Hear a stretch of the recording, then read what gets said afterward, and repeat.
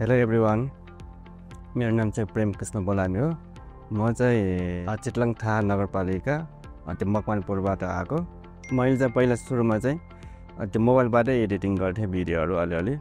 अनि म चाहिँ अलिअलि त्यो फोटोग्राफी पनि गर्छु। त्यो फोटोग्राफीबाटै इन्ट्रेस्ट जागेर चाहिँ यो भिडियो एडिटिङमा पनि अलि इन्ट्रेस्ट त्यो हुँदै गयो। अनि मैले चाहिँ युट्युबतिर पनि सर्च गर्दै मोबाइलबाटै एडिट गर्ने गरेको थिएँ। मैले चाहिँ त्यो फेसबुकतिर चाहिँ त्यो सर्च गर्दै गएको थिएँ। त्यो सर्च गर्दै गर्दाखेरि चाहिँ अरू त्यो इन्स्टिट्युटहरू पनि देखेँ मैले। अरूमा पनि अब यस्तो त्यो बुझ्दाखेरि फोन गरेर बुझ्दाखेरि 1 घन्टा मात्र सिकाउने भयो खास। अनि मलाई चाहिँ अलि राम्रोसँग सिक्नु मन थियो, अलि टाइम नै दिएर। अनि दिनभरि या अलिकति स्कुल टाइपको सर्च गर्दै गएँ। अनि यो ओएफआईको चाहिँ त्यो पेज चाहिँ देखेर चाहिँ यहाँ चाहिँ मैले फोन गरिहालेँ सरलाई।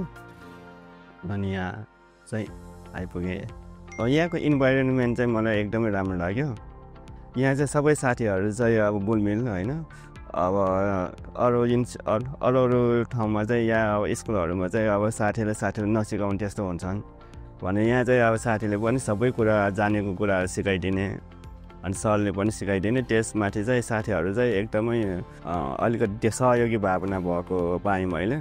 अनि अलिकति यो भिडियो एडिटिङमा चाहिँ त्यो अप्ठ्यारो लाग्ने भन्नाले पनि अलि रमाइलै हुन्छ। अलि यो भिडियोहरू अलि मर्ज गर्दाखेरि त्यो ट्रान्जेक्सनहरू राख्दाखेरि, तर अलिकति त्यो स्टोरी टेलिङ चाहिँ अलिकति गाह्रो भइरहेछ मलाई चाहिँ।